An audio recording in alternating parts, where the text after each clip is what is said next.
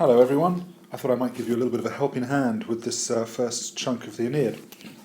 If it goes well, maybe it can become slightly more of a routine. Ventum erat, nice impersonal verb to start off our study of the Latin Aeneid. So, where are we? Ventum erat, they had come, the impersonal verb literally, they had come to the threshold, they had come to the doorway.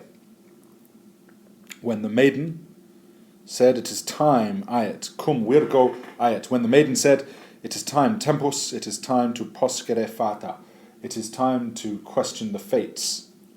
Deus ecce Deus, the God, look, the God. Quitalia fanti, this next bit, with whom speaking such things. So again, while she was speaking these things, ante fores, in front of the door. I'm sort of translating this as we go through, so I hope it's okay. We might change it in the lesson. In front of the door, subito, suddenly, non vultus, not her face, non color, not her colour, remained the same. Neither her face nor her colour remained the same. Non vultus, the anaphora of the non. Neither her colour remained the same. Non compti, tricolon.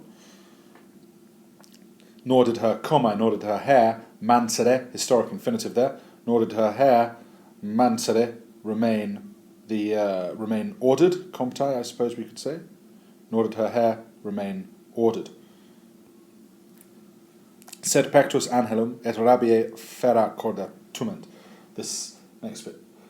But her chest heaved, sed pectus angelum, but her chest heaved, et rabiae fera corda tument, and her heart swelled. I'm not doing any of the scansion, I realise, as I'm translating this. I should be, but I'm not focusing on the spondies and the dactyls, because we'll do that another time. I'm just translating, helping you with your translation. We'll leave, excuse me, all of that stuff to do with metre and analysis and literary criticism for the class. Et rabiae fera corda tument. And her corda, let's make that our subject, her heart, tument, swelled with a rabiae. Must be where we get the word rabid from, or rabies, with a fevered, with a wild frenzy. Maiorque, and she seemed, videre, another historic infinitive, she seemed maior, she seemed taller, nec mortalia, not sounding like a mortal, ad flata est numine. She was filled with numine, with, I suppose, this divine spirit. Quando, since the propiore, since the nearness of the God, since now the nearness of the God, with the God drawing propiore, drawing closer, with the nearness, propiore, Dei genitive of the God. Kesas, I love this sort of the mystery of this sort of moment, and perhaps, I wonder to what extent is it that Aeneas needs this mystery. The spirituality that we've discussed before, we talked about the importance of the Aeneid as a religious but also philosophical text, that he needs that before he plunges down into the... Aeneas is so pragmatic, the Romans are so pragmatic, do we need that mystery, that element of the mystery, which I suppose here the Sibyl embodies, before we're actually really going to suffer or learn from our suffering or see our purpose. Perhaps that's stuff to talk about in the lesson. Anyway, kesas in vota precesque. Are you lingering in your vota, in your vows and in your prayers, Trojans, he said. Aeneas, Trojan Aeneas, I'm sorry, she said. Kesas, are you lingering? Nice repetition of that. Neque, obviously verb at the start of the sentence as well, and a drama to it. Nequenem. There you go. I am putting a little bit of elision in it. Nequenem. And find your subject, the magna ora, for the great mouth. This is referring to the caverns, I suppose, the caves of the Atonitai, of the, should we say wondrous rather than astonished palace? Of this is again, though, why is it wondrous? Why is it astonished? Because it's mysterious. Of the mysterious palace, neque will not lie open, ante, beforehand. I was just talking to Lillian about this. Is this the case that if Aeneas wants to learn, if Aeneas wants to go down into the underworld, see his future, see the future of Rome, you've got to get a bit of mystery first. You've got to get the supernatural first. You've got to pay your respects to the gods. You've got to be religious first. Nequenem, then, yes, the great doors of the Atonitai Domus Magna. Oh, good chiasmus I've just noticed here. I said I wouldn't talk about literary criticism. I apologise.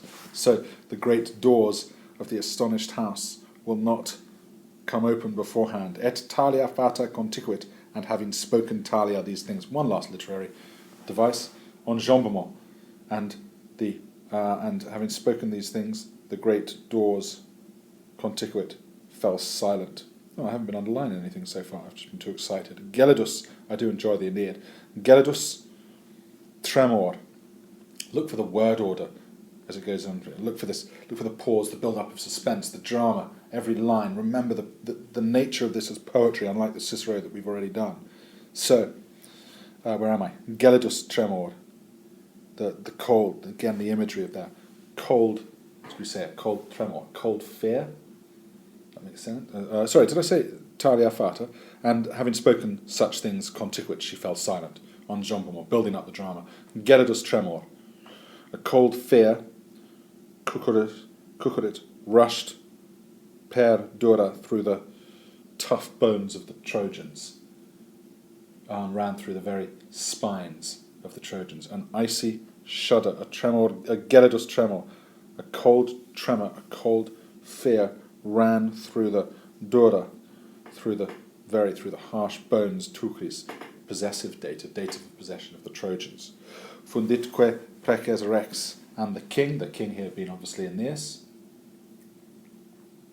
and their leader, maybe should we say rather than king, their leader, fundit, poured out his preces, his prayers, ab imo, from the depths of his pectore, from the depths of his soul, from the depths of his heart, from his deepest heart. Phoebe, Phoebus Apollo, semper, always miserate, pitiful, for the gravis labores, always pitying, rather than pitiful, doesn't sound good to describe a god, always pitying the gravis labores, the heavy labours Troy of Troy, qui, who, then we're looking for, who derexti, who, we're looking for this, steered the tela, who guided the hand of the Manos, the hand of Paris, and the Dardana tela, and the Trojan missile, and the Trojan arrow, in corpus Aeacidae, into the body of the son of Aeacus, grandson, of Aeacus. It's not Peleus. Peleus would be the father of Achilles. This is Aeacus. Into the body of the grandson of Aeacus. Into, who is this? Good content question. Into Achilles. Make sure you know about what this refers to. Obviously, Paris killing Achilles by shooting him in the arrow, and it was Phoebus Apollo that guided the arrow into his heel. Magnas obeuntia terras tot mari intravi duce te penitus repostas, masilum gentus praetantiaque sirtibus aro. So, where am I? Intravi. I entered great lands. Duce te, with you as my leader. With duce te, with you as my leader, intravi, I have entered magnas, great lands, obeuntia tot marea, crossing over so many seas. So, I entered... Oh, I'm sorry. Yeah, no, that's right. Crossing over. So, I entered great lands with you as my leader. With you as my leader, I entered great lands, crossing over, obeuntia, encountering so many seas, travelling over so many seas. And this next part. And I penetrated, I entered the remote, repostas gentis, the remote lands of the Massilians, the remote Massilian tribes, and the Arba and the fields, the lands bordering on the Syrtes. Jam tandem Italiae fugentius prendemus oras. Now, after that long sentence, we have the punchy line 61. Now, at last, prendemus, we are approaching.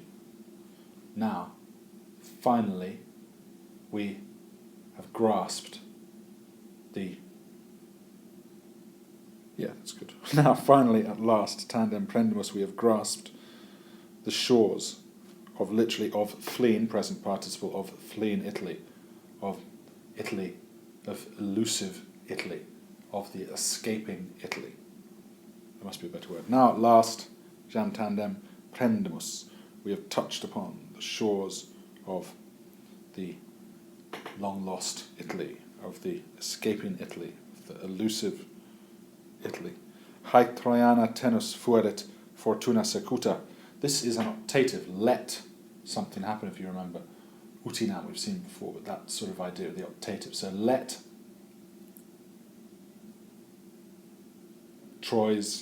let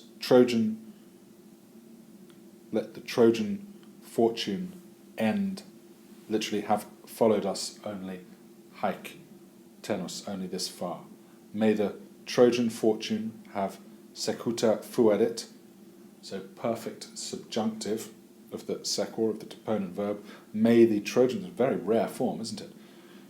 May the Trojan fortune, may Trojan ill fortune have followed us only thus far. Vos quoque pergameae. May it have only followed us as far. You too, it is right for you too, jam fas est. It is right for you also to spare the pergamae genti, to spare the Trojan race now, dique deaque, all you gods and goddesses, against whom ingens great Troy and gloria Dardanae, and the glory of Dardanus, that's Dardanus, this early founder of Troy, obstituit, stood, and Dardan glory, literally stood in the way of, defended, for whom great Troy and the glory of Dardanus stood in the way of. Tuque, and that's it. We're not doing tuque. We'll do that another time. There's 20 lines to be seeking your teeth into. I hope that was vaguely helpful for you.